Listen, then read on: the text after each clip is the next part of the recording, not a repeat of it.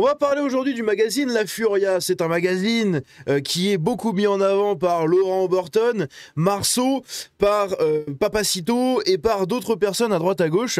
C'est un magazine satirique qui traite de sujets d'actualité avec beaucoup de dessins, de caricatures, d'histoires. Bref, un magazine assez intéressant qui m'a toujours un peu titillé. Je me suis jamais déplacé, j'ai jamais pris la peine d'aller le commander. Peut-être que je le ferai du coup avec cette affaire-là justement. Puisqu'en fait, ils sont en pleine phase de censure. Ils ont des plaintes au cul par des associations militarisées, hein, parce que je pense que là, ce n'est même plus du militantisme, c'est carrément de la militarisation d'associations, avec notamment SOS Racisme, hein, évidemment, et oui, toujours pareil, qui leur ont collé des procès aux fesses, des plaintes, etc. Ils ont eu un retrait de leur agrément de presse, donc c'est-à-dire qu'ils ne peuvent plus distribuer leurs magazines dans des kiosques. Et derrière, on a appris un petit truc très sympa, c'est qui était derrière cette censure qui avait été demandée, et vous allez voir qu'encore une fois, c'est tout simplement arbitraire à fond. C'est-à-dire que d'un côté, pour faire des choses, t'es obligé de te justifier de partout, et de l'autre côté, les gauchistes, ils font ce qu'ils veulent. C'est absolument scandaleux. La personne qui est derrière la censure de La Furia, c'est elle, Laurence Franceschini, je ne sais pas comment on prononce son nom, présidente de la commission qui vient de censurer La Furia sur la base de plaintes classées, hein, donc des plaintes notamment de SOS Racisme et d'autres associations. Eh bien, elle refuse de justifier sa décision auprès de l'AFP. C'est-à-dire qu'elle, elle n'en a rien à foutre. Tu lui demandes des comptes, non, j'ai pas à vous répondre, je fais ce que je veux. Elle refuse de donner sa justification auprès de l'AFP. Ces gens-là, putain, c'est incroyable. J'en ai marre de ce pays de connards quand je vois des gens comme elle. Ancienne conseillère d'État, tiens donc, cette dame est membre du comité d'éthique du groupe France Télévisions. Voilà, France Télévisions, encore une fois. Eux, ils ont le droit de faire plein de trucs. Toi, dès que tu fais un truc dans l'autre sens, paf, paf, c'est mort. C'est un truc de fou. Donc d'un côté, vous avez des gens qui censurent des magazines satiriques parce que ça critique des choses que eux ne supportent pas. Et de l'autre côté, ces mêmes gens sympathisent, et là je vais être très cru dans les mots, attention, ils sympathisent avec les gens qui sont responsables de Charlie Hebdo, responsables du Bataclan, responsables de l'assassinat de Samuel Paty. Ces gens-là protègent tous ces autres personnes qui sont responsables des pires crimes contre la liberté d'expression. Et nous, t'as pas le droit de défendre des trucs, t'as pas le droit de donner ton avis, de critiquer sous forme de satire. Hein, la satire, qui est une des formes de liberté d'expression, normalement, les plus normales, les plus banales, et les plus protégées, les plus légales. D'accord ? Donc c'est quoi la prochaine étape ? Ils vont interdire tous les youtubeurs qui critiquent des choses ? Parce que c'est pareil, il y en a beaucoup qui se défendent derrière une image de satire. Je pense notamment à l'ami Nosferatu. Nosferatu, qui d'ailleurs, apparemment, il est boulanger. Alors c'est ce qu'on m'a rapporté il y a pas très longtemps. Alors je sais pas si c'est vrai, si jamais il passe par là, envoie-moi un MP qu'on discute de boulange, parce que je pense que ça peut être très rigolo. Bref, mais en gros, voilà, lui, il critique tout simplement l'actualité sous forme de satire, avec des miniatures qui satirisent, je sais pas si ça se dit, qui satirisent en fait les personnages qui sont critiqués du coup dans ses vidéos. Mais lui, il va sauter aussi alors, parce qu'il n'a pas le droit de critiquer. Non mais est-ce que vous vous rendez compte ? Et ces gens-là font des trucs et ils ont... Tu leur demandes des justifications. Non, j'ai pas envie. Ben en fait, ta gueule, si t'as envie, hein, tu vas le faire tout de suite, tu vas te justifier pour que tout le monde puisse savoir pourquoi. Pourquoi tu leur as retiré l'agrément et pourquoi tu les censures. Alors qu'il y a des plaintes classées. C'est ridicule. C'est ridicule. C'est un peu comme Sarko qui va en prison, je suis pas en train de le défendre, hein, j'en ai rien à foutre, hein, en vrai, juste ça me choque qu'il y ait un président qui parte en prison. Après, pour ce qu'il a fait, ça peut être assez normal, sauf que de l'autre côté, il a été condamné pour un truc qui a été jugé faux. Ça a été jugé faux, hein. Le premier petit papier, là, il a été jugé faux. Et pourtant, il est quand même jugé coupable. Enfin bon, bref, c'est n'importe quoi, cette justice de merde. Bref, on va écouter ici Eric Tegner qui nous a fait un édito très intéressant et très précis sur justement le cas de La Furia. Mais c'est scandaleux, c'est vraiment scandaleux. Oui, en effet, ce dont on va parler, personne n'en parle, encore moins dans l'audiovisuel public. Imaginez donc, Christine, un pays où l'on peut rire, provoquer, choquer, où la plume et le crayon dansent sur le fil de l'irrévérence dans la grande tradition de la satire française. Ce pays, c'était la France, jusqu'à ce qu'une commission obscure... Je veux dire, à l'époque quand même de la royauté, il y avait quand même quelques personnes qui faisaient de la satire. Bon, la plupart étaient punis, mais c'était monarchie absolue et tout ce que tu veux. Mais il y avait de la satire déjà à cette époque-là. Hein, pendant la Révolution, les magazines satiriques n'ont jamais autant marché. Molière, notre cher ami Molière, tout le monde le connaît, c'était une forme de satire.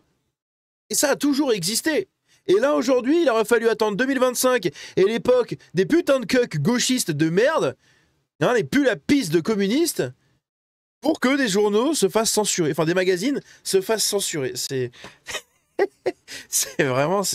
Ouh, je sais pas où on habite, mais on est loin. Hein. Obscure, inconnue par les téléspectateurs, la CPPAP, c'est la sœur jumelle de l'Arcom pour la presse papier, décide cet été de retirer son agrément presse à la Furia, un magazine créé par Laurent Oberton, connu pour avoir notamment écrit « La France orange mécanique ». Une décision donc arbitraire, sans débat, sans fondement judiciaire, qui signe l'arrêt de mort. Et sans transparence, parce qu'en fait, quand t'as la personne qui est responsable de cette censure, qui refuse de se justifier auprès de l'AFP, qui, on le sait très bien, l'AFP, c'est la centralisation des informations, et ensuite, tous les magazines viennent pomper l'AFP pour en ressortir des trucs. Et après, tous les youtubeurs, moi y compris, pompent les magazines qui ont pompé l'AFP. Donc quand déjà t'as quelqu'un qui refuse de se justifier auprès de l'AFP, personne sera au courant. Personne ne saura pourquoi. C'est vraiment... économique du magazine. Pas d'avertissement, juste une sentence administrative expéditive prise en plein été, au moment où évidemment le grand public s'intéressait plus à ses vacances. Et d'ailleurs, ils ont été retirés des magasins Cultura. Voilà, ils ont été retirés des magasins Cultura pendant l'été parce qu'il y a eu des plaintes de déposés, etc. Notamment, comme je l'ai dit, par SOS Racisme qui appelait à la censure et au retrait du magazine des rayons de vente. Donc ils ont été retirés des stands, enfin des trucs Cultura, des étagères Cultura. Sauf que Cultura, ça appartient à la famille Muliez. Muliez, je sais jamais comment on prononce ça. Et eux, c'est la famille qui possède absolument tous les autres grands magasins. Hein, Castorama, Leroy Merlin, Auchan, Cultura, Kiabi, tous ces trucs-là, ça appartient à ces gens.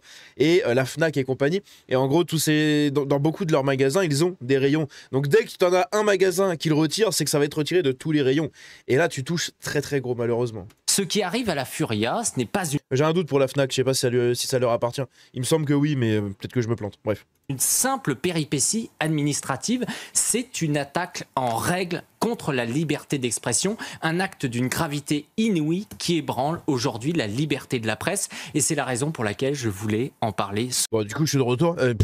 Je me suis planté, j'ai cliqué à côté, ça a fait sauter la vidéo. Du coup, je sais plus où on en était, je crois qu'on était par là. Liberté d'expression, un acte d'une gravité inouïe qui ébranle aujourd'hui la liberté de la presse. Et c'est la raison pour laquelle je voulais en parler ce soir. La CPPAP qui est rattachée aujourd'hui au ministère de la Culture, en retirant cet agrément presse au magazine La Furia, elle l'a privé de ses tarifs préférentiels pour la poste, d'une TVA réduite et surtout le plus important, de son accès à de nombreux points de vente, les distributeurs n'ayant plus l'obligation de le proposer à la vente. Résultat, c'est une asphyxie économique programmée. Alors que t'as des gens qui l'achètent, hein. T'as des gens qui l'achètent, c'est un produit commercial, ça se vend quand même, donc ça rapporte de l'argent, puisque derrière le magasin prend une commission. Donc en fait, c'est ridicule. C'est ridicule.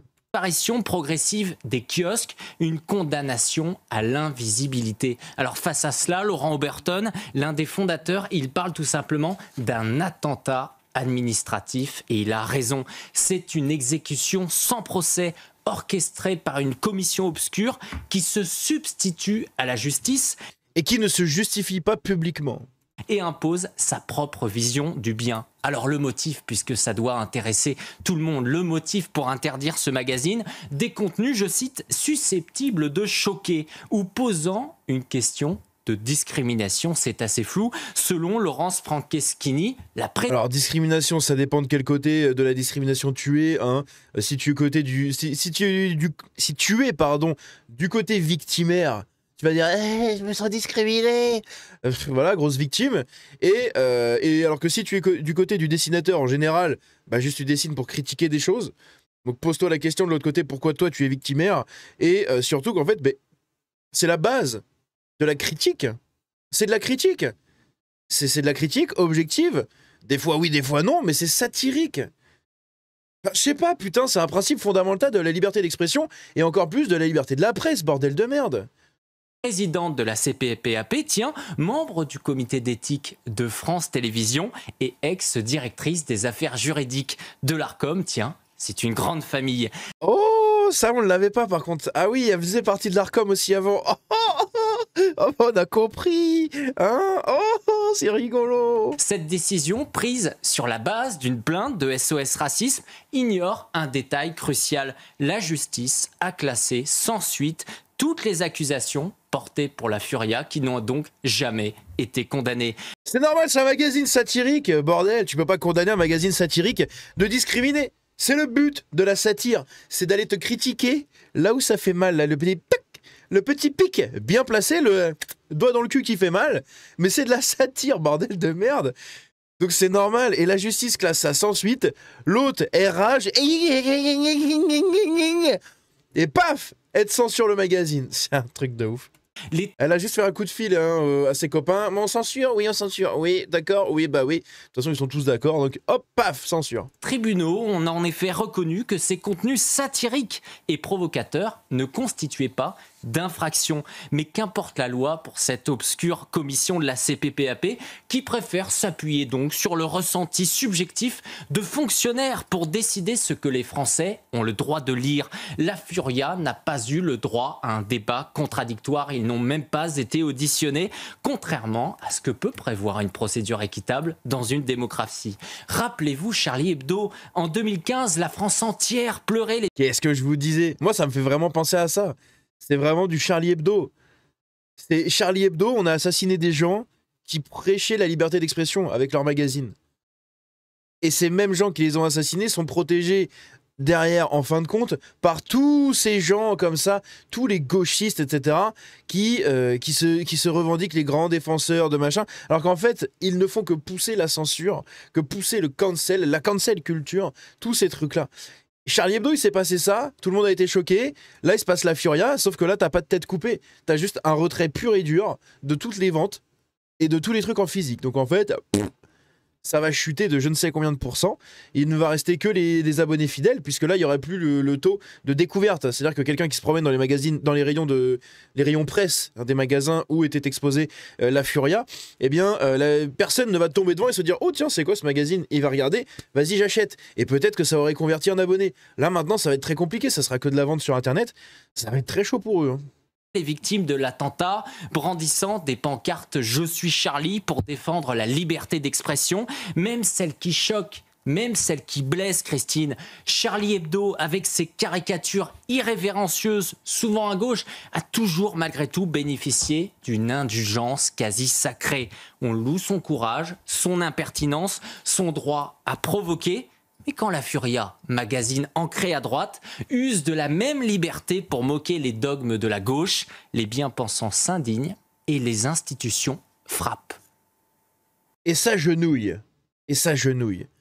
Bref, dites-moi ce que vous en pensez de tout ça dans les commentaires, mais je suis pas, comme je l'ai dit, je suis pas un lecteur du tout de la Furia. Je connais très très peu les gens même qui sont dedans, etc. Bon, à part Papacito comme tout le monde, mais... Et encore, Papacito, moi je l'ai vraiment découvert il y a quelques années, du coup avec sa vidéo sur Mélenchon, mais je l'ai jamais vraiment suivi jusqu'à il y a peu de temps. Et c'est pas forcément les gens et les créateurs de contenu sur les réseaux, les influenceurs, les personnes médiatiques, politiques, etc. que je suis vraiment. Mais en tout cas, je pense que je vais me procurer un numéro, ne serait-ce que pour apporter un peu de soutien, et parce que c'est ridicule en fait. C'est ridicule. Si d'un côté t'as le droit d'être satirique et que juste parce que t'es à droite t'as plus le droit, c'est de la vieille censure de merde. Bref, dites-moi ce que vous en pensez dans les commentaires. Comme d'hab, n'hésitez pas à vous abonner, à me suivre sur les réseaux, rejoindre le Discord, le petit like, le petit boost, et on se dit à la prochaine. Ciao.